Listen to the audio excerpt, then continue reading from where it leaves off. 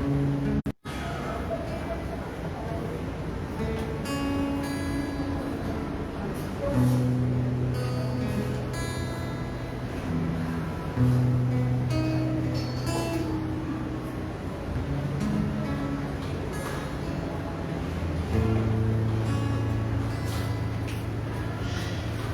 morning, yung Creation in Christ Church.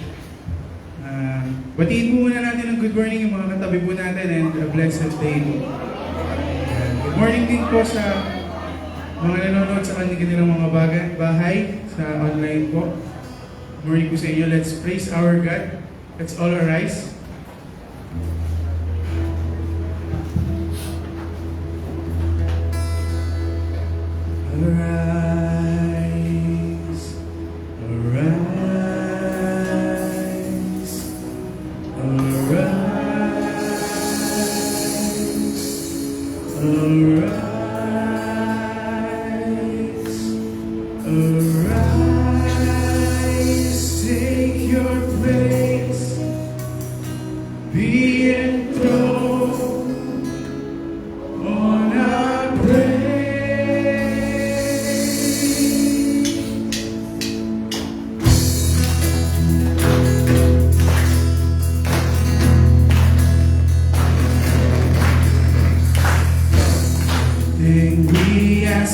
You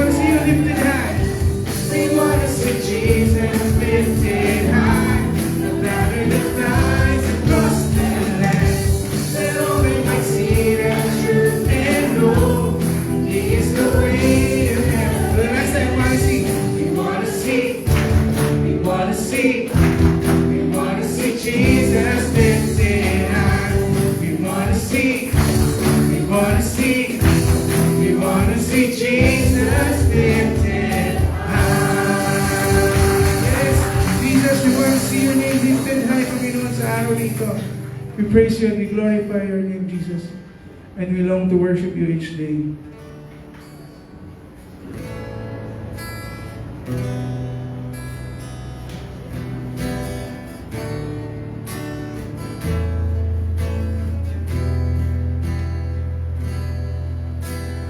Light of the world, you step down into the darkness. Open my eyes, let me see beauty that made this heart adore you. Hope of a life spent with you. Let's worship. Here I am to worship. Here I am to bow down. Here I am to say that you're my God. You're altogether lovely, altogether worthy, altogether wonderful to me. King of all days, oh so highly exalted, glorious in heaven above. And humbly we came to you, Lord God. Humbly you came to the earth you created, all for love's sake became born. Let's worship Him. Here I am to worship, here I am to bow down, here I am to say that you're my God.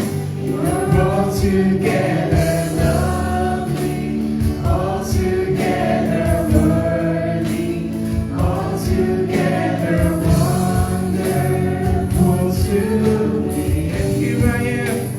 Here I am to worship, here I am to bow down, here I am to say that you're my God. You're altogether lovely, altogether worthy, altogether wonderful to me. I'll never know how much it costs to see my sin upon that cross. I'll never know how much it costs to see my sin upon that cross. Yes, we long to worship you, Lord God. Here I am to worship. Here I am to bow down.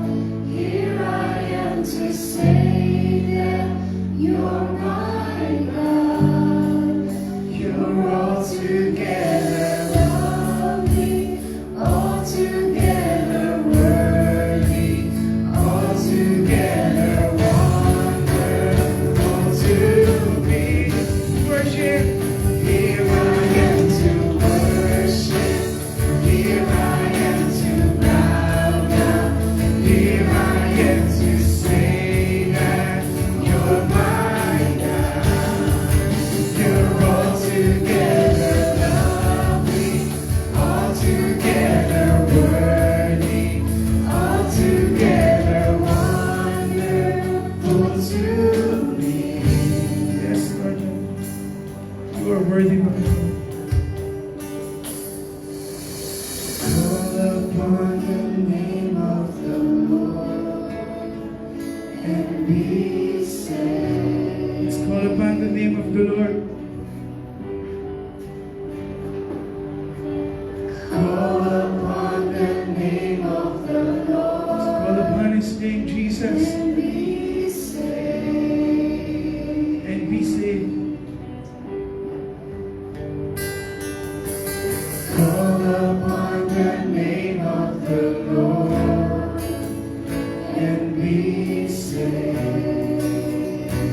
And the last time, church, call upon His name. Call upon the name of the Lord and be saved.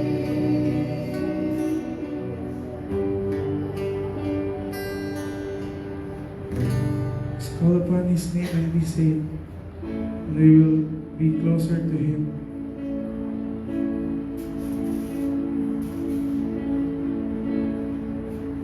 Draw close to You.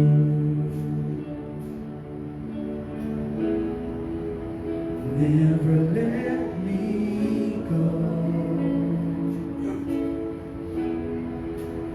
Lay it all down again to hear You say that I'm Your friend. My desire. There's no one else, Jesus. No one else will do. 'Cause nothing else can take Your place. To feel the warmth of Your embrace. Help me find a way. Bring me back to You. Church, sing. You're all I want.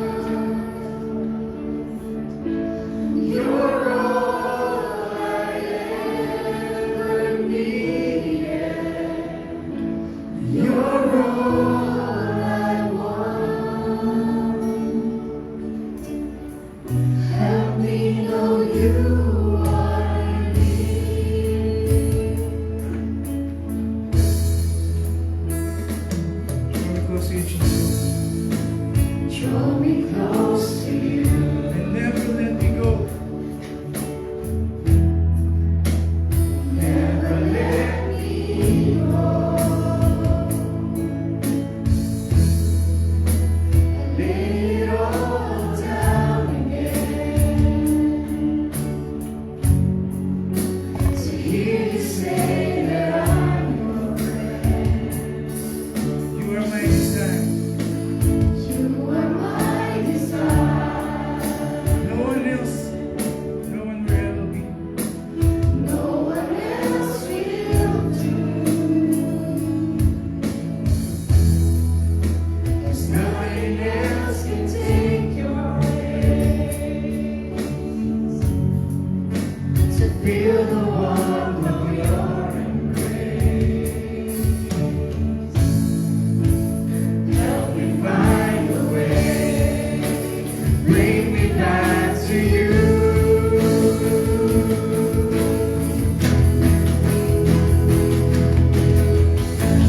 You're all I want. Yes, Jesus. You're all I ever needed. You're all I want. Help me know You are near. Yes, You're all I want, Jesus. You're all I want. And You're all we ever needed. You're all I ever needed. You're all I want. Help me know You are near. Help me know You are near. Help me know You are near. Yes, Jesus. We lift up Your name. We praise Your name, Panginoon. Let us know that You are near. You are with us every day, Panginoon. And this day, Lord God, may You be with us. May You guide us, Panginoon, as we lift Your name today. And as we glorify Your name all throughout the day. Maraming salamat po. In Jesus' name we pray and everybody will say,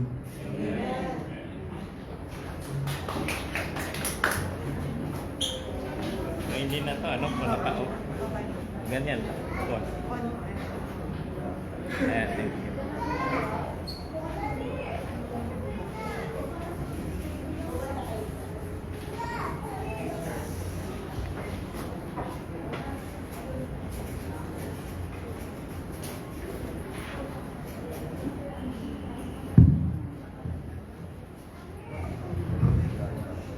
Magandang umaga po sa ating lahat.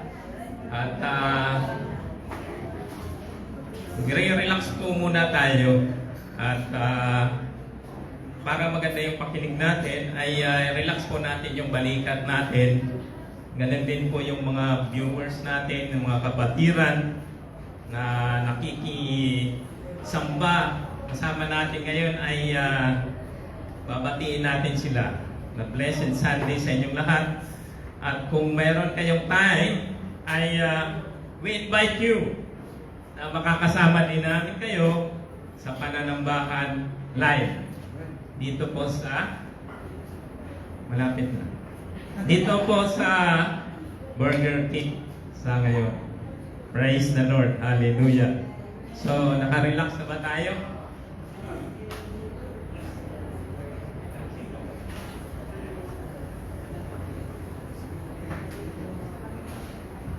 Maganda base nito.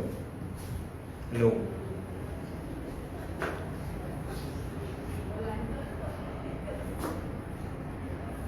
So yung pag-aaralan natin, yung babahagi ko sa inyo sa magang ito ay this bagong revelation sa akin ng Panginoon, dahil lahat naman ng mga lingkod ng Panginoon ay tinuturuan.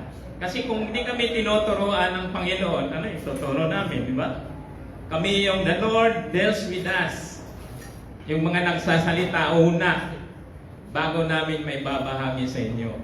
Kasi yung babahagi namin, it's not only the Word. But sabi nga, we also share our lives with you. Amen? Kasi kung salita lang, punta na lang tayo doon saan? Doon sa mga school, di ba? Bible school. Hindi ko naman dinadown yun. Pero iba yung church setting, katulad dito, iba din yung sa mga Bible school. Kasi doon may exam, ganon. So, ginagamit yung mind. Ginagamit natin yung research, ganon. Pero dito sa fellowship natin, ay it involve the lives of each other. Di ba nangungumustahan tayo? Kung mayroong problema, o may sakit, binibisita natin dahil tayo ay miyembro ng Church ng Panginoon. So yan yung kahalagahan. So yan yung importance ng local church. Yan yung kahalagahan na nandito tayo sa fellowship. Dahil hindi natin ma-practice yung spiritual na kaloob na bigay sa atin ng Panginoon kung nandun tayo sa online lang, di ba? Kaya tayo binigyan ng, lahat tayo, mayroon tayong spiritual na kaloob na bigay ng Panginoon. Walang isa na zero. Lahat mayroon. Anong prueba? Di ba sabi sa Acts chapter 2 verse 38, repent and be baptized, every one of you, in the name of the Lord Jesus Christ for the forgiveness of your sins. And you will receive what? You will receive the gift of the Holy Spirit. So lahat tayo ay mayroong gift. Ang problema lang kung pinapractice natin. Mayroon tayong gift. Kasi kadikit yan saan? Kadikit yan sa salvation. Kadikit yan sa kapatawaran na binigay ng Panginoon. May bonus tayo. Lahat. Kaya we praise the Lord. Yung mga naglilingkod sa Panginoon, ginagamit nila yung gift na yon. Iba pa yung talent. Talent kasi inborn yan eh. Pero pag sinabing gift, wala tayo doon. Before, kung papiliin ako before, ay gusto ko nasa likod lang. Operator ako ng ng sound system before. So, masarap buhay ko before. Pero the Lord did not allow me na hanggang doon ka lang sa likod. Dadalhin ito sa harapan. Pero even though kinakabahan tayo, wala tayong magagawa. It's a calling for us. May calling lahat tayo. Amen? May calling ang Panginoon para sa ating lahat. So, wag ko na patagalin yung introduction natin, ay willing start natin yung ano. Ito yung pag-aaralan natin ngayon. Yun yung fresh revelation ng Lord sa akin. So, yan.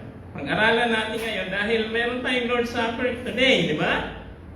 So, i-explain ko sa inyo kung ano ang kahalagahan ng Lord's Supper para sa ating lahat. Okay? So, meron muna akong isang slide dito. I don't know kung kilala niya to. Yan. Ano ba yan? Alam niyo ba yan? Nandyan ba yung merong ganyan? Hindi ko pa sabihin kung ano yan eh. Nandyan ba yung sa inyo nakasulat? So, ano ibig sabihin yan? Yan. Yan ay healthcare providers. Iba-iba yan eh, oh. So, hindi ko na isa-isahin kung ano yon. So, what's the purpose? Ngayong panahong ito, sabi nga eh, mahal ang magkasakit, di ba? Ano yung pasabihan ngayon eh? Bawal ang magkasakit. Yan yung mga sinasabi ng kahit sino, maging Kristiyano, maging hindi Kristiyano, bawal magkasakit. Anong ginagawa nila ngayon? Kumukuha sila niyan. Kumukuha siya ng plan, whether personal or through company, di ba? Sometimes, kung nagtatrabaho tayo ay kung regular na tayo, binibigyan tayo ng privilege to have an HMO, Health Maintenance Organization membership doon sa company. So ngayon, sino yung mayroon yan? Taas yung kamay. Ayun. Sino yung wala? Taas yung kamay. Hindi ko naman tinitingnan eh. So, ang message na to ay para doon sa walang health provider, walang let's say health insurance. At ang message na to ay lalo na doon sa mayroon. So, isip kayo ngayon, bakit yung message na to ay para doon sa walang health provider, walang health insurance, pero mas lalo doon sa mayroon. Di ba? Parang ano, para yatang there's a question doon sa mind natin, bakit mas lalong makinig yung mayroon? Mamaya ko na sabihin para mayroon siyang thrill. Para mag-iisip kayo at makinig kayo bakit. Amen? So, isa-isahin natin yung Lord's Supper. So, ito yung text natin.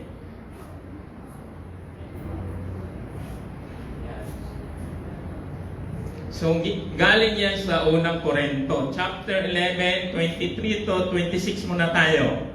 Ang sabi dito, for I received from the Lord what I also pass on to you. The Lord Jesus on the night He was betrayed took bread. So, dyan nagsimula. Kumuha siya ng tinapay. Yan. Hindi ko nahawakan at yan. Kita ko lang sa inyo. Verse 24. And we had given thanks, He broke it and said, this my body. So, sabi ni Jesus Christ, yung tinapay daw ay kanyang katawan, which is for you. Do this in remembrance of me. So, ang gagawin pala natin ay unang-unang pag-aalala sa katawan ni Kristo. Pag sinabing katawan, di ba pag yung taong namatay usually, hindi naman tinatawag na yan eh. Hindi na tinatawag niyang pangalan. Anong tawag? Body. So pag sinabing body, halata natin doon na kamatayan ni Jesus Christ yan. Yung alalahanin natin, di ba? The body of Jesus Christ to be remembered. In verse 25, in the same way, after supper, he took the cup, saying, "This cup is the new covenant in my blood. Do this wherever you drink it in remembrance of me." So anong, ang cup daw, itong wine, ay, it signifies the blood of Jesus. Pag sinabing blood, ano ba yung blood? Di ba ito yung buhay natin? Pag ang blood ay nahiwalay na dun sa katawan ng tao, ano ibig sabihin nun? Di pa tayo na yung tao. Meaning to say that the Lord Jesus Christ gave His life for us. Amen? At iyon yung inaalala natin. Kaya sabi sa 26, malinaw, "For whenever you eat this bread and drink this cup, you proclaim the Lord's death until He comes." So tama tayo. Doon sa verse 24 and verse 25, sabi doon, "You proclaim the Lord's death until He comes." So alalahanin natin, hanggang sa Kanyang pagdating na si Jesus Christ, binigyan niya yung buhay natin para tayo mabuhay. Amen? So, patuloy tayo.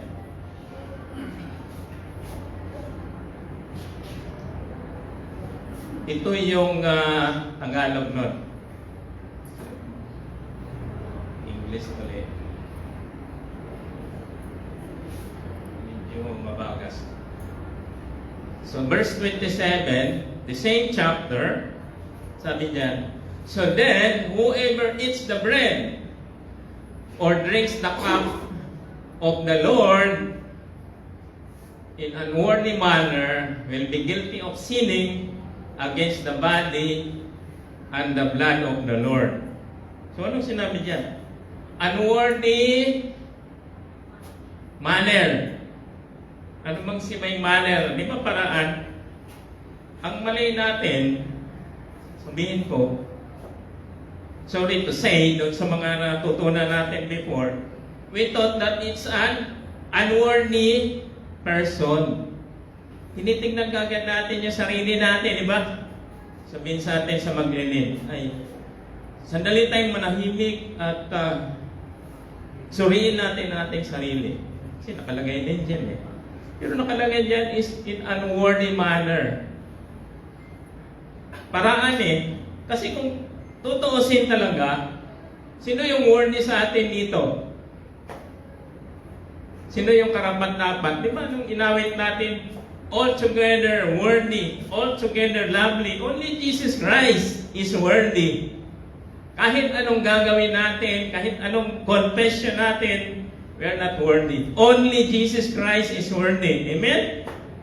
Hindi tayo magiging worthy. We are only worthy because kung nakadikit tayo kay Christ. Yan yung nakalagay dyan. It's the manner. It's not the person. Kaya yung iba, ang dami kong kasalanan eh. Hindi ko pa na-confess. Kung mag-confess tayo, are you sure 100% na-confess nyo lahat? How about yung sin of omission? Hindi nga natin alam eh. How can we confess it? At sa pamagitan lang ng confession na yun, we thought na maging worthy na tayo. It's not. It's the manner. So ano yung sabi sa 28? Let's continue. Everyone ought to examine themselves before they eat or of the bread and drink from the cup. So, examine na natin. Tama yan. Kasi ang sinabi doon is manner eh, paraan. So, anong susuriin natin? Yung paano tayo kumain. Before they eat the bread and drink the cup. So 29, for those who eat and drink without discerning the body of Christ, eat and drink judgment on themselves. So, titingnan natin mamaya sa Tagalog yan, para malinaw. Kaya sabi sa 30, that is why many among you are weak and sick, and a number of you have have fallen. So, tingnan natin Tagalog, mas malinaw. Kasi Tagalog tayo, di ba? Yan. So, yung unworthy, ang sabi doon, in unworthy manner, sa paraang di nararapat. So, yan yung Tagalog nun. Sapagkat, sabi sa 29, please take note, ang sinumang kumakain at umiinom ng hindi kinikilala ang kahalagahan ng katawan ng Panginoon ay kumakain at umiinom ng kahatulan laban sa kanyang sarili. So, sabi niya, yung judgment na yan, tayo rin gumagawa. It's not from the Lord. Kaya sabi ng iba, kasi sa verse 30, di ba? Yun ang dahilan kung bakit mahina at sakitin ang marami sa inyo at ang ilan ay may ilan ngang namatay na. So, the time of Paul sa Corinto ay maraming mga may sakit. Actually, kahit yan, may sakit din iba sa atin eh. Di lang nakikita, makikita lang yan sa laboratory or whatsoever ng mga ano ngayon. Pero mayroon yan. Kasi na-inherit natin yan eh, di ba? Yan sabi yan, yung dahilan bakit mahina at sakitin, marami sa inyo ay may ilan na namatay na. So tingnan natin in another perspective. Kasi yung tinuturo sa atin na pag tayo ay nagpartake o nakibahagi doon sa banal na hapunan na unworthy, ay nagkakasakit daw tayo.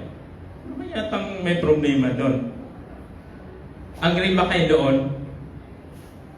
Na dahil nagpartake ka nga doon sa Lord's Supper, tapos nagkakasakit ka na, kaya yung iba, ayaw na. Ayaw na magpartake. Dami ko pang kasalanan, dami ko bang hindi na-repent, daming ano, so hindi na sila nagpartake. Kasi yun yung turo eh. Pero ang totoo, yung mga karamdaman na yan, yung sakit nandyan na yan eh, even before we partake the Lord's Supper. Nandiyan na yan eh. Ang problema lang, bakit marami sa kanila ang hindi gumagaling dyan at bago ko lang din natutunan yan ay because they did not recognize the Lord's body. So, di ba, mag-partake tayo. Just ordinary. Hindi anong mangyari, parang kumain lang tayo, uminom, nabusog ka. So, nothing happens. Ang Diyos ay hindi nagbibigay ng sakit. Yun sa verse 30, sabi nila kasi nag-partake ka na unworthy Ito to yan. Ang sabi niya sa 29, we did not recognize when we did not recognize the Lord's body, ay kumakain at uminom tayo sa kahatulan ng ating sarili. Meaning to say, tayo na rin mismong gumagawa. Paano? Dahil hindi natin na-recognize, we don't enjoy the benefit na dala-dala ng binigay ng Panginoon, di ba? Kasi sabi nga, di ba, by His stripes, we are healed. Sabi, bigyan ko na kayo ng ibang verse. Isaiah 53, verse 5. So, kung hindi natin kinikilala, ay tayo na rin, we will suffer. Kaya sabi niya, di ba, ay kumakain at uminom ng kahaton laban sa kanyang sarili. Tayo na rin humatol niyan. Hindi tayo na hinatulan ng Lord. Sabi nila, hinatulan ka kasi kumain ka ng unworthy. It's not. Tayo na rin humatol. Walang naging epekto sa atin yung pag-partake natin dahil hindi natin alam. Una-una walang nagturo sa atin kung ano yung tama, how to partake the Lord's Supper. Walang detalye kung ano talaga Tinuro lang sa atin before, even Catholics, mag-pray ka ng ganito. Confess mo yung sin at you pray these prayers and then after that you could partake the Lord's Supper. Hindi ganon. Just bowing yourself. isang minuto, okay na. Hindi ganon. So, nag-gets na ba natin? Na tayo rin ang gumawa ng kahatulan sa ating sarili. If we don't recognize the Lord's body, ang sakit, nagpapagaling nga eh. Ang ministry ng Lord is to heal. Hindi siya bibigay ng sakit. Eh, nakakatakot naman yan. Eh, yung iba ayaw na lang mag-partake. Dahil baka magkasakit ako eh. Pero we remember na bago pa man tayo nag-partake, bago pa natin natutunan itong Lord's Supper na yan, ay kakasakit na tayo. Diba? Tingnan natin saan yan. Okay? Oh. By the simple way of eating of Adam and Eve, of the forbidden fruit, we got sick. Oh. Diba? Saan nagsimula yung pagkakasakit natin? Saan nagsimula yung kasalanan? Pagkain din. Diba? Even before we partake ng Lord's Supper, nandiyan na yan. Kasi sabi nga ng Lord, do not eat from the tree of the knowledge of good and evil, or you will surely die. Oh. Kaya wag nating gawing dahilan, kasi nag-partake ako ng Lord's Supper na unworthy, kaya ako nagkasakit. Hindi. Dahil yan saan? Nagsimula yan kay Adam and Eve. Kaya ngayon mayroon na, kaya napupoison na tayo. Before, wala naman yan eh. Wala yung mga sakit before. It's a curse. Epekto yan doon sa ginawa ni Adam and Eve. Amen? Agree pa kayo doon? Kaya sabi doon, basahin ko yung isang yung nasa dulo. The worst case of food poisoning, we all get sick because of something someone else ate. So, ngayon, yung pinag-uusapan natin about eating o partaking the Lord's Supper, diba? So, diyan din nagsimula yan. So, ano yung solution diyan? Okay?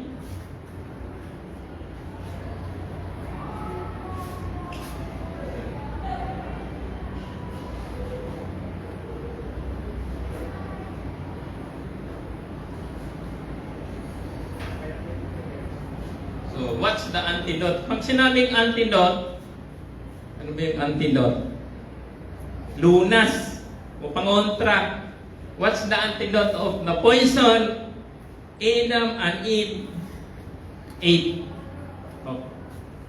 Diba, pag sinabing na poison ang tao, diba, inom ka ng inom ka ng gatas. Poison eh. Kain ka ng asukal. Diba, mga ganon yung nasabi ng antidote.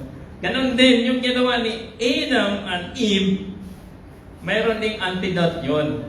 Pangontra ito. Yung sabi ni Jesus Christ, do this in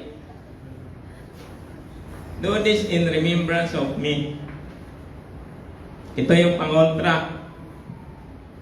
Kaya sabi ni Jesus Christ sa John 6:51 to 58, I am the living bread that came down from heaven. Whoever eats this bread, anong mangyari? Will live forever. So, yan yung pangontra. So, we go deeper. Diba sabi sa Isaiah, nabanggit ko kanina, Isaiah chapter 53 verse 5, that by His wounds, so katawan niya na, by His wounds we are healed. The power of the blood and the body of Jesus. So itong Galatians 3, maganda ba memorize nyo po yan? Yung Galatians 3:13 and 14. Ang sabi doon, Christ redeemed us. Tinubos tayo from the curse of the law by becoming a curse for us. For it is written, curse is everyone who is hung on a tree. Yan daw nakasulat eh. Ang lahat ng mga hang doon sa punong kahoy is cursed. Kaya Jesus Christ was cursed in our behalf. Anong purpose? Christ redeemed us from the curse of the law by becoming a curse for us, so that the blessings given to Abraham might come to the Gentiles. So tayo yan. Through Him. Sa pamamagitan niya ay matanggap natin ang blessings na binigay kay Abraham as well as to his descendants.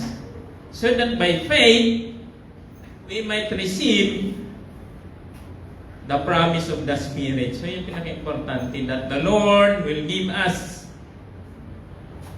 the Holy Spirit in us. Dahil yan yung magbibigay ng buhay sa atin, di ba? The Holy Spirit, the Spirit that raised Jesus from the dead, yan mo yung bibigay sa atin. Bakit? Kasi patay tayo sa kasalanan eh. So we need the Holy Spirit na bibigay sa atin because the Lord Jesus Christ already redeemed us. Tinubos na tayo doon sa sumpa. Kaya, pagbasahin niyo yung Deuteronomy chapter 28, nandun yung kasama yung sumpa doon ay yung nagkakasakit yung tao.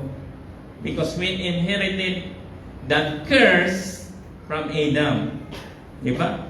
Kinurse sila doon sa, pinaalis sila doon sa Garden of Eden. Kasama yun doon sa sumpa. Yung curse na yan. Okay? So, ano yung problema?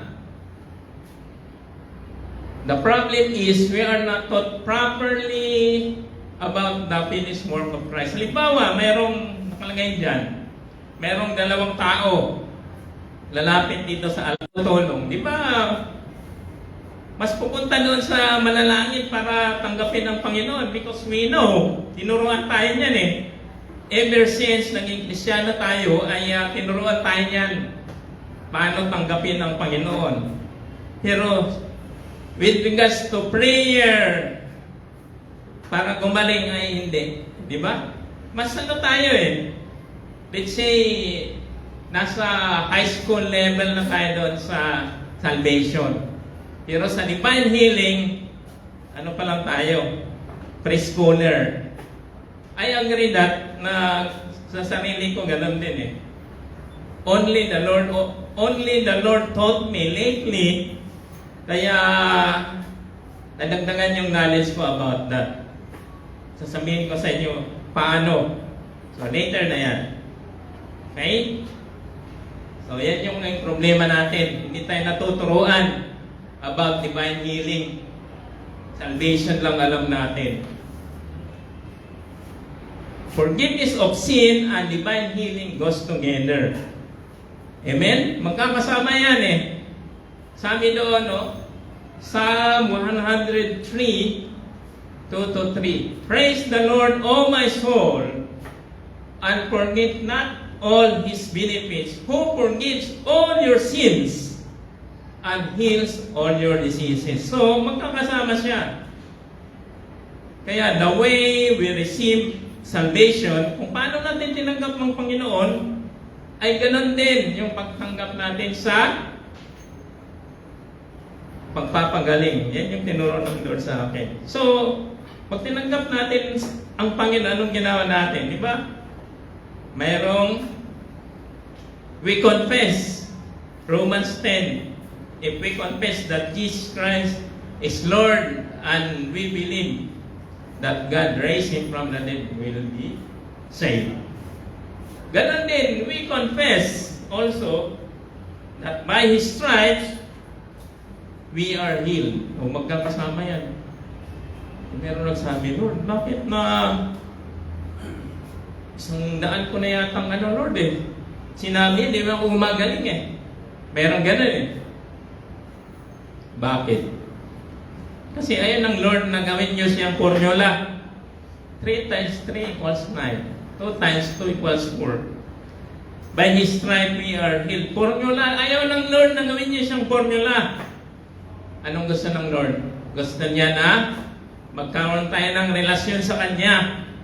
Di natin siya, ayaw niya na gagawin lang siyang servant. Pag sinabing servant, utusan mo, pagalingin ka. Hindi ganon. Kaya nga Lord tawag tayo ng Lord. Tapos inuutusan natin siya to do something. We must put the Lord to the highest place in our lives and honor Him by accepting His invitation na magkakaroon tayo ng relasyon sa Kanya. Yan yung gusto ng Lord Kaya nga di ba? Yung iba, bakit ka, tagal-tagal mo na tagal mo nang kinonfess yan So, napo-prostrate yung iba. So, yan yung solusyon doon. Yan yung naging problema. They don't have the relationship with the Lord. Walang relasyon Yan yung naging problema. Gusto lang nilang gawin ng Panginoon na formula. 3 times 3 equals 9. 2 times 2, 4. Hindi ba ganon? Hindi ganon. Okay? So let's continue. So what's the proof? Ano daw yung proof? That the forgiveness of sin and divine healing goes together. So, maghanap tayo ng proof. Kasi sabi ng iba, yun ang Isaiah 53:5, spiritual healing daw yan. Sige, hindi ako kukontra. Sabi na, spiritual healing yan. Kasi sabi naman diyon, ano yung context? 1 Peter chapter 2 verse 24. He Himself bore our sins in His body. Okay, so ang pinag-usapan dyan ay kasalanan, di ba? He Himself bore our sins in His body on the tree, so that we might die to sins and live for righteousness. By His wounds, you have been healed. Kaya, pwede natin sabihin, oo nga, pinagaling ako spiritually ng Lord, so that I could live for what? Righteousness. Okay, so accept muna natin yan. We are healed spiritually and thanks to the Lord for that. Pero titignan natin another verse. So ano yung prueba? Another prueba na yung healing na yun ay kasama yung body. Ito, tingnan natin. The healing of Peter's mother-in-law. When Jesus came in Peter's house, He saw Peter's mother-in-law lying in bed with fever. So, mayroong lagnat. Yung mother-in-law ni Peter. He touched her hand and the fever left her. And she got up and began to wait on Him. So, pinagaling ni Jesus Christ ang mother-in-law ni Peter. Tingnan niyo sa verse 16. When evening came, many who were demon-possessed were brought to Him, and He drove out the spirits with a word and healed all the sick. O, yung naka-bold dyan na malaki. Healed all the sick. Kaya makikita natin lahat pinagaling ng Panginoon. Kaya makikita natin ang Lord ay hindi siya nagtatangi ng tao. Lahat na lalapit sa Kanya ay Kanyang pinapagaling. Hindi niya, tayong mga Kristyano, sometimes we are condemning Kasi ganito, kasi ganyan ginawa mo, ganyan Pero ang Lord, if we come to Him, ay papagalingin niya tayo. Hindi na niya hanapan ng mali Kasi ganyan ka kasi ganito ka, hindi kita pagalingin. Ganun bang Panginoon? Hindi. He healed all, lahat. All the sick, nung gabi na yon. This was to fulfill that was spoken to the prophet Isaiah. He took up our infirmities and bore our diseases. So Matthew 8:14. Sino nag-quote yan? The same. Isaiah 53:5. So, clear na yung sinabi doon that by Jesus' stripes, we are healed. So, dalawa. We are healed spiritually as well as physically. Amen ba? Agree ba kayo doon? So, it's very clear. Kung meron nagsabi sa atin na, spiritual lang yan. Hindi. Ito yung kokot nyo. Yung healing of Peter's mother-in-law. Yan yung, tandaan niyo yung verse na yan. Matthew 8:14. Kasi pareho sila, si Peter quoted that verse from Isaiah, ganun din si Matthew. So dalawa yan. Naalala ko yan I shared that verse doon sa naglo-Lord Supper pa sa kabila dahil every Sunday yan eh. Ang Lord Supper sa kabila before, ayan ko kung sinong naka-alala that every Sunday ay merong Lord Supper doon. So one time, yan yung na-assign sa akin eh, na subject about healing. Devotional, merong devotional kasi yan eh, before the Lord Supper. So yan yung na-share ko na yan before. Nakadikit yan doon sa Bible ko, staple. Hanggang ngayon nandun pa. Kaya hindi ko malilimutan yan eh. Kaya kung meron kayong mga verses, He who raised Christ from the dead will also give life to your mortal bodies because of His Spirit who lives in you. Ano ba yung mortal bodies na yan? Diba yung body natin? Anong tawag dito? Body natin. When the last trumpet blows, will be changed. Lahat, di ba? Lahat ng mga namatay una kay Christ ay bubuhayin. Ganon. Tayo na nabago, ganon din. That's rapture. At ganon din, di ba? In the last days ay pati yung mga patay na hindi tumanggap sa Panginoon ay bubuhayin din uli. And they will have the incorruptible body. Kaya sinasabi na mortal body na yan, bodies, ngayon yan. Di ba? Ngayon yan. Kasi kung basahin niyo yung Romans, yung verse 10, tayo ay namatay dahil saan? Kasalanan. So it's because of sin tayo namatay, di ba? The same with Adam and Eve, namatay sila. So ngayon, if the Holy Spirit is in us, so buhay tayo. Buhay tayo spiritually at physically. I believe na mayroong epekto din sa atin yan. Amen? Patuloy tayo para malaman natin kung ano yung epekto niyan. So saan nagmula ang banal na hapunan na yan? Sa Exodus chapter 1 verse 14, actually makikita niya lang sa chapter 20 yan eh. Ito yung nangyari sa mga Israelita. Di ba? Tingnan nyo. Yung nangyari, they made their lives bitter. Bitter. Ano ibig sabihin yan? Mapait eh. With hard labor in brick and mortar, with all kinds of work in the field. So, ginawa silang alipin. Magtatrabaho dun sa bukid, pinapagawa ng mga bricks. Di ba? In all their hard labor, the Egyptians used them ruthlessly. So, talagang mahirap yung buhay nila by that time. So, diyan nagsimula. Ano nangyari? The Lord sent Moses sa kanila para sila ay maligtas. So, next natin. Yeah. Ngayon, yung panghuli,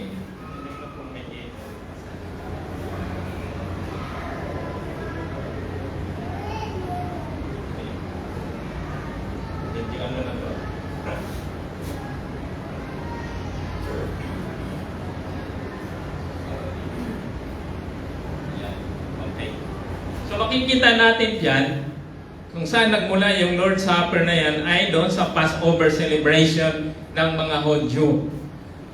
Yung sa pinakahuling salot o plague na pinigay ng Panginoon sa mga Egyptian is killing of the firstborn. All the firstborn in Egypt, whether it's animal, slave, or free, maging doon sa tahanan ni Pero ay namatay, di ba? So before that, ang ordinance ang sinabi ni Moses na sila ay katayin nila yung lamb, the unblemished lamb during twilight. So yung magtatakip silim sa kanila pinatayan. Kaya tayo ay merong Lord's Supper. Actually, umaga ngayon pero supper talaga yan hapunan Ganon din yung ginawa nila. Pinatay yung lamb sa gabi. After that, makikita nyo, ay nilagay nila sa hamba. Doorpost yung dugo. So, I don't need to expound that dahil alam na natin yan na kaya sinabing Passover dahil nilagpasan sila noong Ancient of Death. At doon lamang sa walang dugo na bahay, pumasok sila at pinatay yung mga firstborn. Ganon din makita natin sa celebration. Binasa natin kanina, 1 Corinthians 11, na it coincides with the celebration na ginawa ni Jesus Christ with that Passover. Bago siya mamatay, nung sila ay kumain ng banal na hapunan, ay de-celebrate the Passover. Yun nga lang, anong lamb yung ginamit nila? Di ba? The lamb is Jesus Christ. Di lang nila alam yan. Okay? Ngayon, ilan yung kumain nun? 2 to 3 million people. Imagine that. 2 to 3 million. Yan yung inilikas sila. Nakalagay dyan sa ang Psalm 105:36 to 38. Magandang basahin niyo po yan dahil yan yung detalye. Kung basahin niyo yung Exodus, ang makikita niyo lang kung anong nangyari doon. Pero dito, mayroong revelation ang Lord dyan sa Psalms 105:36 to 38.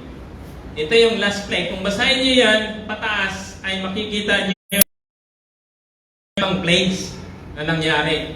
So sa 36, He also destroyed all the firstborn in their land, the first of all strength. So sa 37, He also brought them out with silver and gold, and there was none feeble. Ibig sabihin nun, walang mahina, walang may sakit.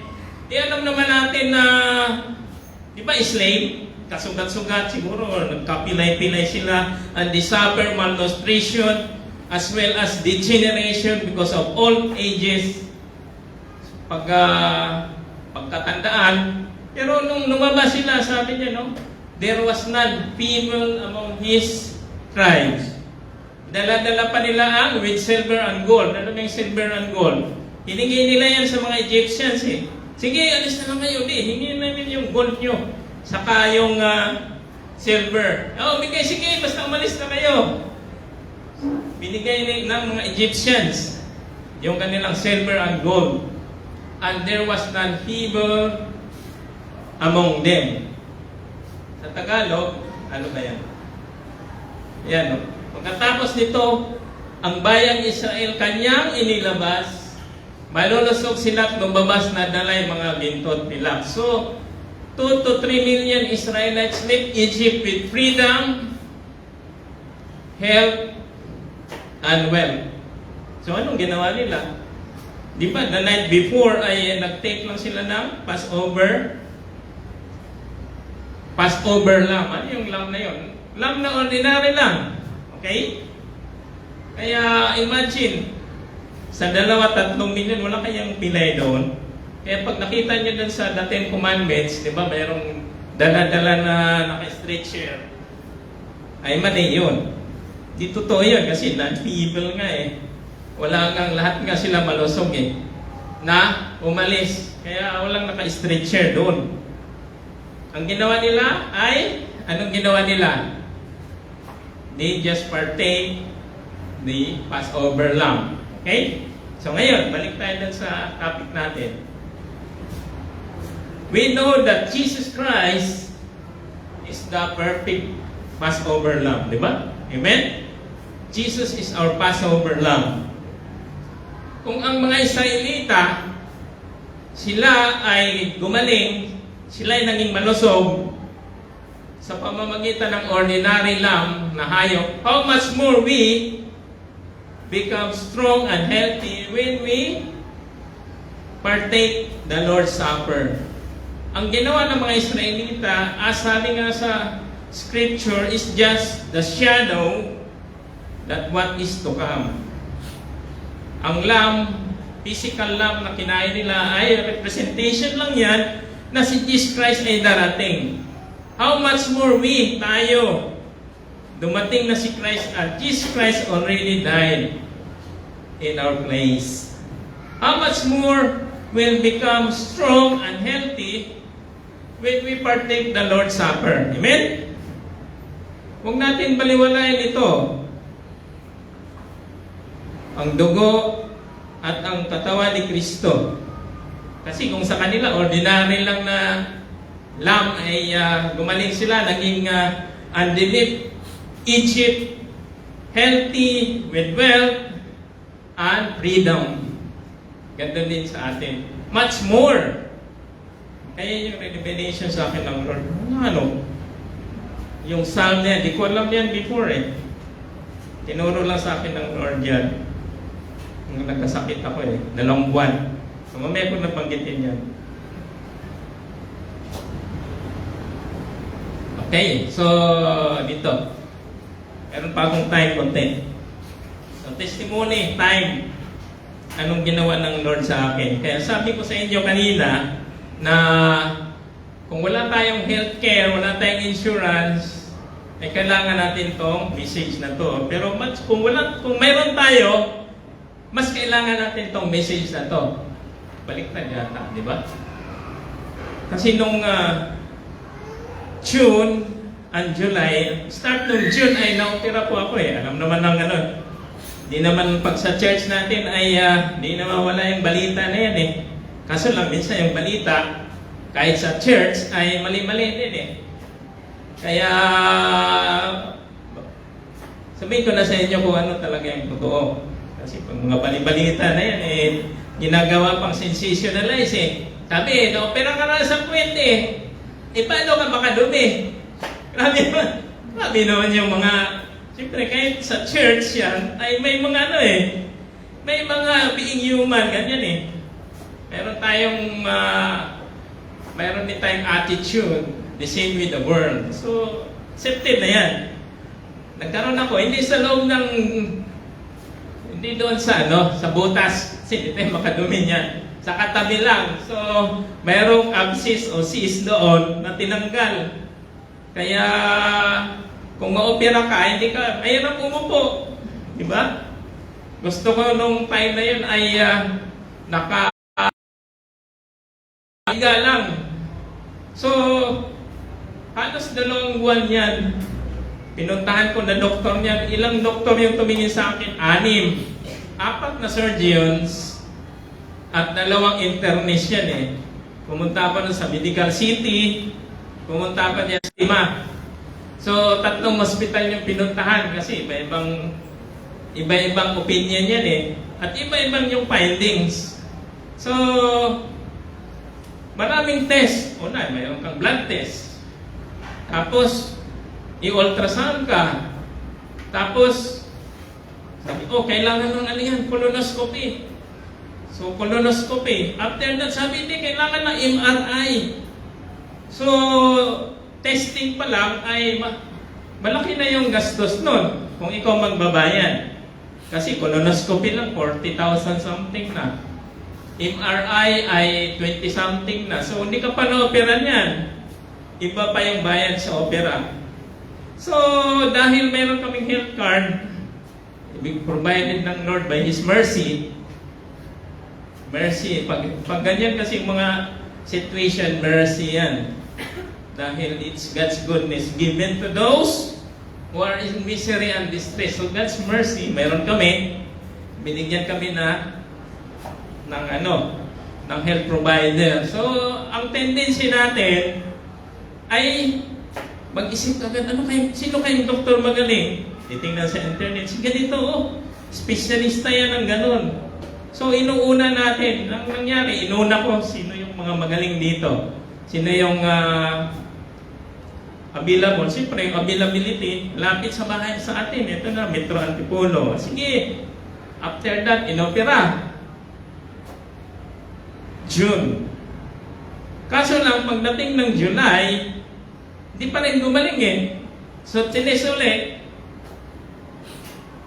Oy, nakita, mayroon pang natirang abscess mayroon pang ano doon, kailangan ka operahin.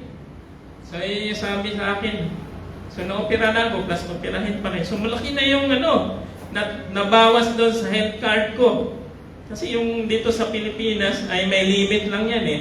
Ay doon sa ibang bansa kung anli sila. Pero sa atin, meron yan. Depende sa plan nyo eh. Sa amin, connected yan doon sa company. So, nung mag-inquire, ay malapit na maubos yung limit, hindi na siya pwede sa hindi na siya kasya doon sa isa pang opera. So, yan ako natauhan. Naubos na yung laman for this year. So, ang tendency mo ay yan yung yan yung mensahe ng Lord sa akin. Talagang by ang tendency kasi natin by our own mind, by our own understanding, ay tayo very impulsive na gagawa ganito, ganyan. Ginawa ng Lord sa akin, pinaupo ako, makinig ka sa akin. So yun yung pinakinggan kong naruan ako ng Lord about this Lord's Supper. So sabi ko, sige, ikaw na bahala Lord, I just surrender this to you. At di na ako magpa-opera kasi dudukot ka na ng magdudukot ka na ng pera, di ba? Magdadalawang isip ka na kasi gagastos ka Pero kung libre, okay lang. Pero kung ikaw na yung gagastos ay minsan magdadahan-dahan ka. Ganun na yung nangyari sa akin. So dahan-dahan na. Sige Lord, makinig na ako sa iyo. So ito yung tinuro, nung na-share ko sa inyo, ayan yung ituro sa akin ng Lord. That healing, physical healing and spiritual healing goes together. Yan yung na-share ko sa inyo. That Jesus Christ, what the Lord Jesus Christ done on the cross is enough. So nangyari, kasi yung last ko na punta sa doktor is July 27. So July 27, hindi pa rin gumaling. Sabi, operahin ka uli. And another 6 weeks ay yun, magpapagaling ka dahil na-opera ka. 6 weeks, nakagagaling uli yan. Pero ang miracle na ginawa ng Lord sa akin, in just 1 week ay gumaling na In 2 weeks, ay nakagantin-gantin ako. So, 2 linggo lang ay gumaling na. So, praise the Lord. Hallelujah. Kaya, nakabalik na sa church. Mga before September, di ba? Kasi mayroong meeting din doon sa CPI So, pinagaling ako ng Lord. Praise the Lord for that. Hallelujah. So, anong tinuro sa akin? Yung Lord's Supper. I just recognize the body of Jesus every day. Talagang madaling araw, I partake the Lord's Supper. Mayroon akong doon. Dalawa na yata akong ngayon Hanggang ngayon, tuloy-tuloy pa rin. I partake the Lord's Supper every early morning talaga yan. I recognize the body of Jesus and His blood na siya ay nagpapagaling. Because sa Israel kasi, hindi yan pag inaalala mo, I just titingin ka lang, Lord, inaalala ko kung anong ginawa nyo. No. Sa kanila is reenactment talaga yan. Yan yung ginagawa natin ngayon. Pag inaalala natin, sa kanila, mga Israelita talaga, meron silang old sheet na ginagamit So, ganun din ginawa ko. Early morning, I partake the Lord's Supper, and then before that, I sing praises sa Panginoon, pagpupuri sa Kanya, pananalangin, and I read the verses just like Galatians 3:13 and 14, Romans 5:17, related po doon sa Lord's Supper. So tinuruan ako ng Lord to be serious doon sa Kanyang ginawa. Kasi araw-araw ko, inaalala ko Yung mamimemorize mo talaga yung mga verses related to Lord's Supper. Dahil everyday mo ginawa yan Inakadalawat kalahating bote na ako ng red wine. So, praise the Lord for that na mamaya, bibili na ulit kami kasi naubos na For October na naman yon. So, yun yung ko. That's personal Di ko sinabi na gawin nyo rin yan, pero that's the conviction ng Lord sa akin. Na I will observe the Lord's Supper by myself and recognize the body and the blood of Jesus for the healing of my body, for the wholeness. Kaya ngayon, nakabalik na ulit ako ng jogging. So praise the Lord. Kaya pumunta nga si Brother Dennis nung Saturday. Ayan, jogging ko lang nun. So it's normal na. So imagine, for 2 buwan, 8 weeks, di pa gumaling. Pero in just 2 weeks lang, pinagaling ako ng Lord, pabalik sa normal. So, para sa akin, that's a miracle na ginawa ng Lord. Pero tinuruan niyo muna ako. So, paano ko tinuruan? Pinahiga. Siyempre, pag nakahiga ka dyan, saka ka nakatingin sa taas. So, itong na-share ko sa inyo, it's a testimony kung paano yung kagalingan na ginigay sa akin ng Panginoon through His Word, through partaking the Lord's Supper. So, ngayon, pag mag-partake tayo, nasabi ko na sa inyo yung mga yung guidelines. Ang una, ating titingnan na kailangan maging worthy tayo. Only Jesus Christ worthy. Kaya nga tayo kung mag-partake, we are not worthy. Si Jesus Christ lang. So, huwag niyo malalahanin yan. Only that we recognize the Lord's body, kung anong ginawa niya. Kailangan pahalagahan natin kung ano yung ginawa niya. At maging nating personal. It's between us and Him na talagang personal Savior. Savior not only spiritually but physically as well. Ganon. Kaya maging seryoso tayo sa Panginoon because yan yung healthcare that the Lord Jesus Christ provided us. Kaya nga, mas importante yung message natin para doon sa mga health card dahil ang tendency natin ay doon tayo aasa. The Lord want us to trust only in Him at hindi doon sa mga bagay-bagay ng pakaan ng mundo. Hindi ko naman pinamaliit because nakakatulong din naman yung mga laboratory, yung mga MRI, colonoscopy, di ba? Biopsy pa. Kasama yan lahat makakatulong yan dahil makikita, diagnostics yan Pero ang naging problema, nung mag-take na ako ng extended na antibiotic, alam nyo, nasira yung tiyan ko. Imbes na wala kang problema sa tiyan, nasira yung tiyan ko dahil sa antibiotic dahil patayin niya lahat. Good and bad bacteria, patayin niya yan lahat. So anong nangyari? Nagkagamot pa rin ako. Binigyan ako ng gamot ng doktor, panggamot doon sa sinira ng antibiotics. So meron talagang side effect yung sa mundo, paraan ng mga doctors. Pero sa Lord, walang side effect niyan. Kaya, praise God. Walang side effect, kaya gagaling tayo in a miraculous way at mabilis po yan. So yan lang po yung gusto kong i-share sa inyo at tumaya tayong lahat at manalangin tayo sa Lord. Salamat tayo sa Kanya. Yes, Father God, Lord, we praise you and we give thanks to you, Father God, for thou art gracious and merciful to us. Salamat po sa pagtuturo niyo po sa amin, Lord, through circumstances na dumating sa aming buhay. Alam namin, Lord, na nandyan po kayo palagi sa amin at kung kami ay lalapit lamang sa iyo, ay kayo po ay tutugon at bibigyan yung lunas lahat ng mga problema namin, Panginoon. Maging ito man ay spiritual, maging ito man ay physical, Lord. Salamat po na kayo po ang Diyos na walang tinatangi. Salamat, Lord, sa iyong kabutihan sa amin. Na sa araw-araw, kahit sa aming mga pagkukulang, Lord, we know that you are with us and you did not condemn us, Lord. For it is written, there's no more condemnation to those who are in Christ Jesus. Only we condemn ourselves, Lord, by not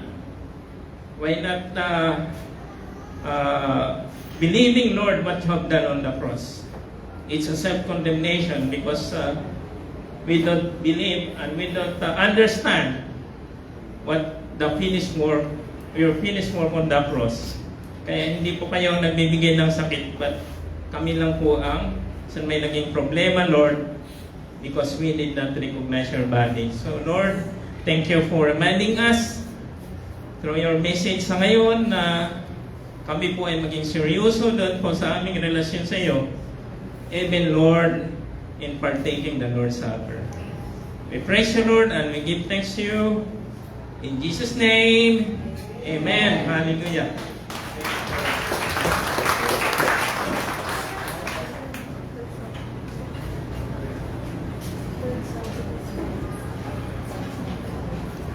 Pwede po tayong magpo at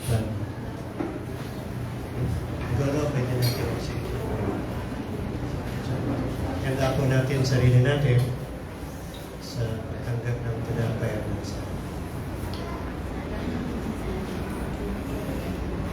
obviously po ang ating Lord's Supper, of course, inaalala po natin ang ating Panginoon sa Kristo. Kaya po yung tinapay ay simbolo ng kanyang katawan, alam natin yan. At ang saro ay simbolo ng kanyang pananampalataya. Tawag po ay the new covenant. At sinabi niya, this do as in remembrance of me. Kaya po ang gagawin po natin pag-aalala, pagtanggap ng tinapay at ang saro. Kaya walang iba, una sa lahat na yung pag-aalala sa ating Panginoong Hesus na siyang namatay para sa atin at nagpatawad ng ating mga kasalanan. Bagamat, totoo po, mayroon po tayong mga nagalingan at kasagutan ng mga panalangin na binibigay ng Panginoon sa atin. Praise the Lord. But as far as the Lord's Supper is concerned, all of us, we will put the Lord Jesus Christ in the center of our remembrance. His glory, His death and resurrection, and His forgiveness for us. Sa pagitan po ng ginawa ng ating Panginoon sa Kristo, tayo po ay natawad sa lahat po ng ating mga kasalanan at sinabi po niya ay atin po siya aalalahanin. Lord, ihanda niyo po ang aming mga sarili sa mga pong ito. Alam po namin ang lahat po ng aming mga kasalanan ay pinatawad niyo na. Kami po ay pinagaling niyo sa lahat ng aming karamdaman as far as our relationship with you. You have forgiven us all. Because your blood, your sacrifice is enough. Once and for all. Kukunin po namin ang tinapay at saro bilang pag-aalala ng inyong dakilang ginawa para sa amin. Sa pangalan ni Jesus. Pwede po tayong kumunang tinapay at saro at mamaya po ay sinisari po tayo kakain.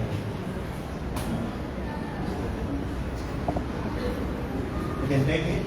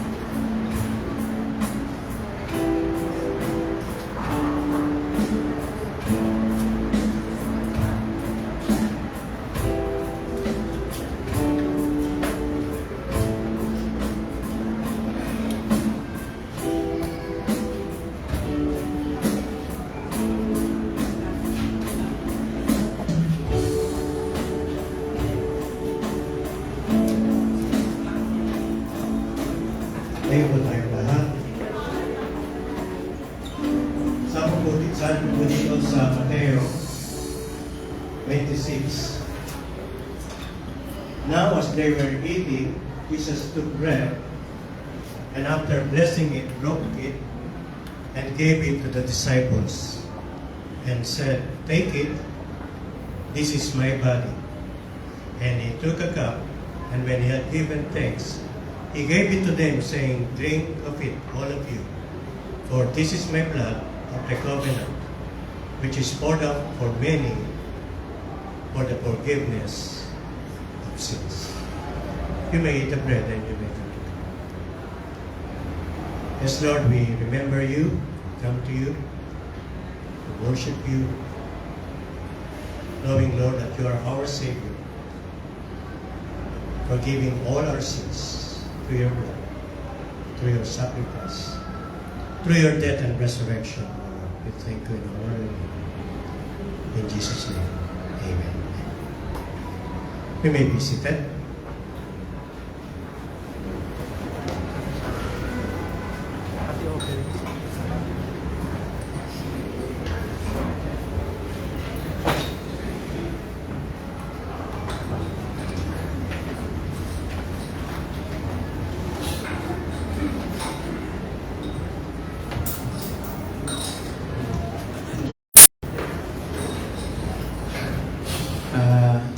Habang kinokolekta po yung cups natin, kasama lang po sa tithes and offering. Unang-una po, good day po sa ating lahat.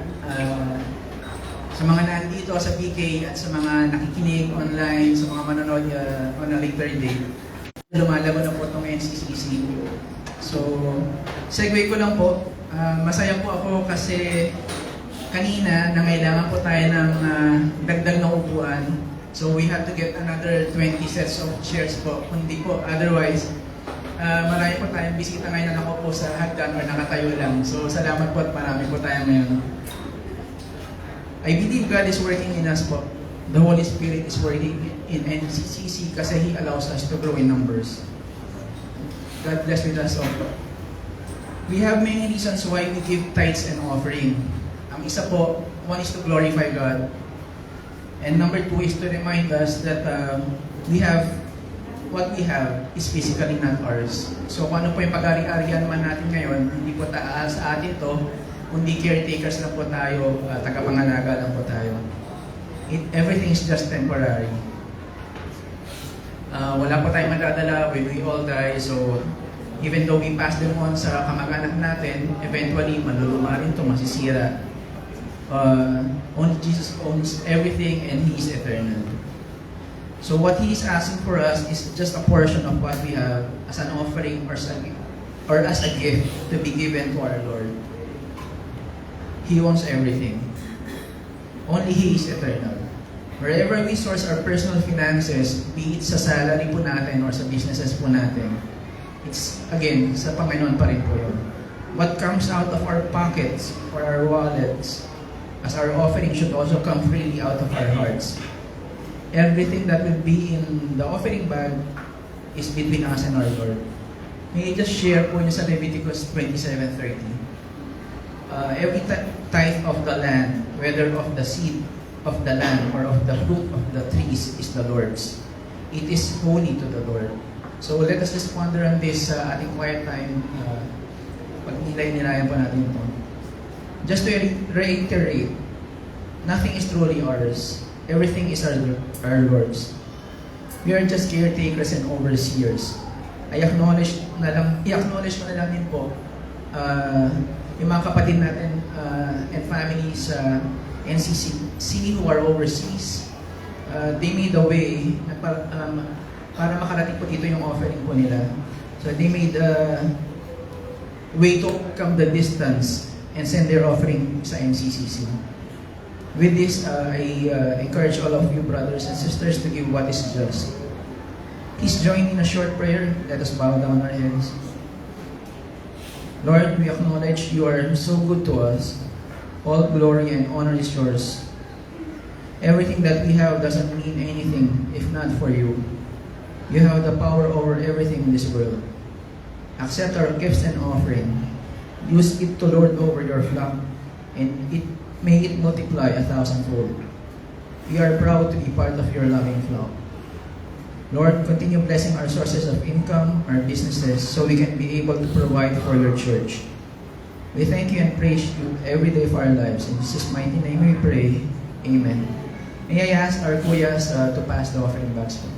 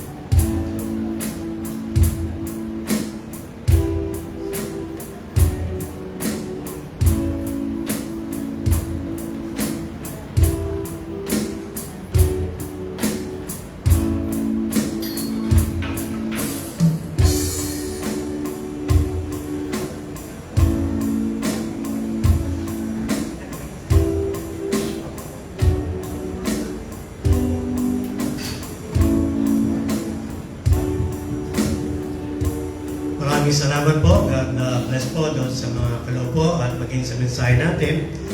Tunay po na magandang patotoo na tayo po ay pinapagaling ng ating Panginoon. Kung Diyos po ay nagbibigay ng kagalingan, hindi lamang po kapatawaran ng ating mga kasalanan, kundi sa ating pong paglapit sa Kanya, ay nagbibigay po siya at nakakaranas tayo ng milagro galing sa Panginoon.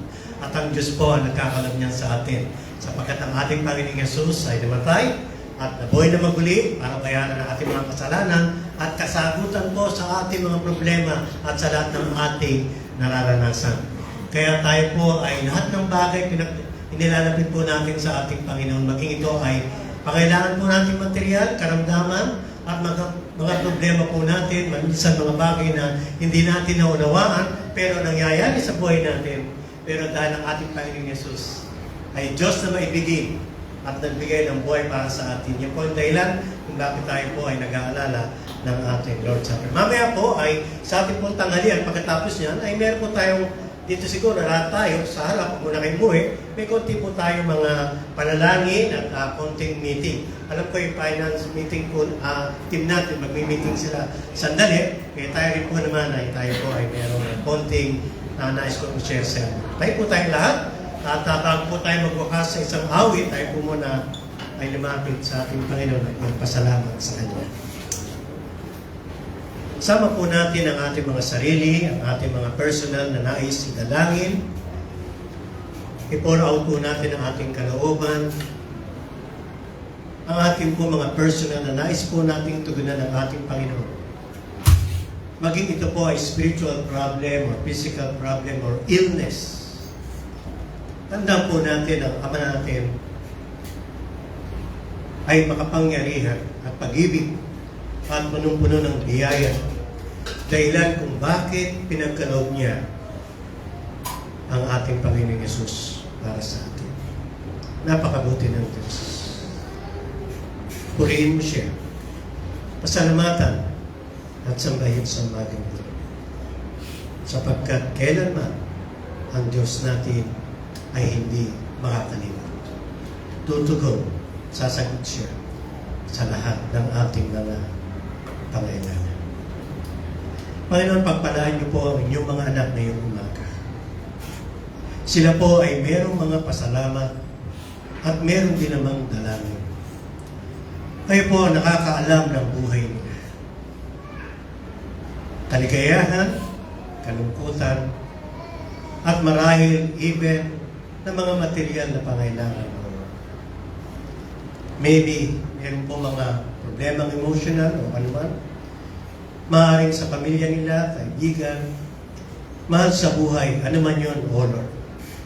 Idinadalain ko po at inilalapit namin sa inyo sapagkat kayo po ay Diyos na makapangyarihan sa lahat at Diyos na mahabagin. Pagpalaan niyo po ang bawat isang nandirito, O Lord. sapagkat sa kanilang papuri at pasalamat, hindi kayo nagkulang sa kanila.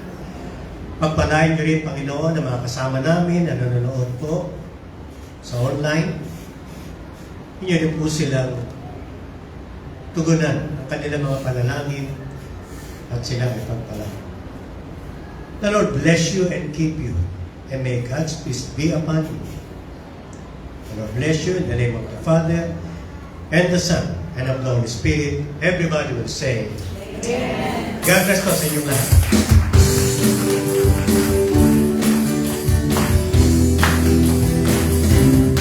Muli po, bigyan natin ng papuri ang ating Panginoon.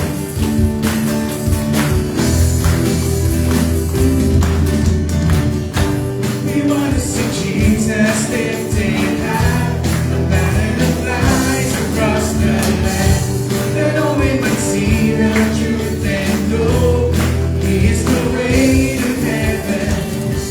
We want to see Jesus lifted high, a banner that flies across the land, that all men might see the truth and know He is the way to heaven. We want to see,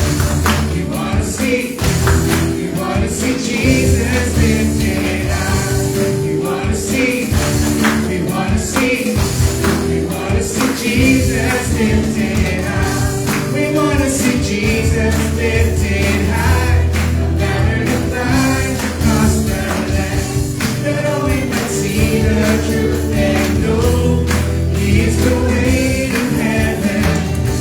We want to see Jesus lifted high, a banner that flies across the land, that all we might see the truth and know He is the way to heaven.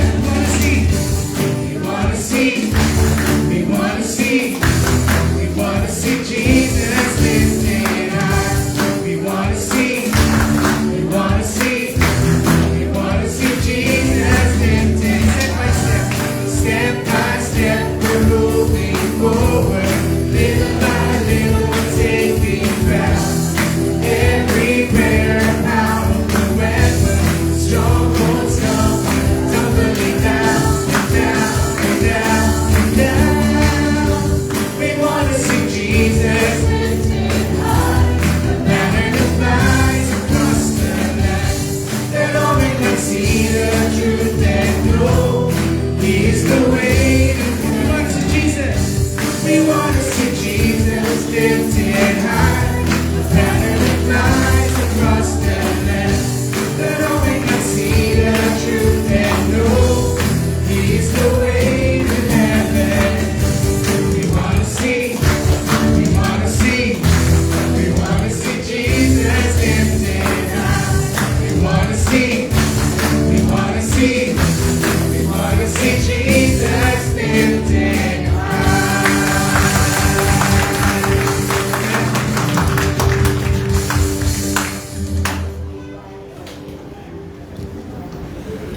Okay, pahiwag po tayo at magpapasalamat po tayo sa ating pagkain. At pagkatapos po ay mag-pray tayo. Meron po tayong pinagdalangin. At ganun din tayo po ay kakain na sabay-sabay. So, pasalamatan natin yung pagkain. Pagkatapos distribute natin. Okay. Lord, salamat po sa lunch na to at salamat po sa inyong provision. Sa amin, araw-araw, hindi naman po every Sunday. Kung hindi tunay, Panginoon, nararanasan namin ang inyong kabutihan at kapitang loob sa lahat po ng area ng aming buhay, maging physical at maging sa spiritual. Salamat sa inyong mga salita. Salamat sa araw na to. Salamat sa inyong pag-iingat sa amin araw-araw. Nawa ang dalangin namin ang lahat po ng kapurihan, kalwalatian ay sa inyong dakilang pangalan sa pangalan ng aming Panginoong Yesus. Amen. Amen. Praise the Lord.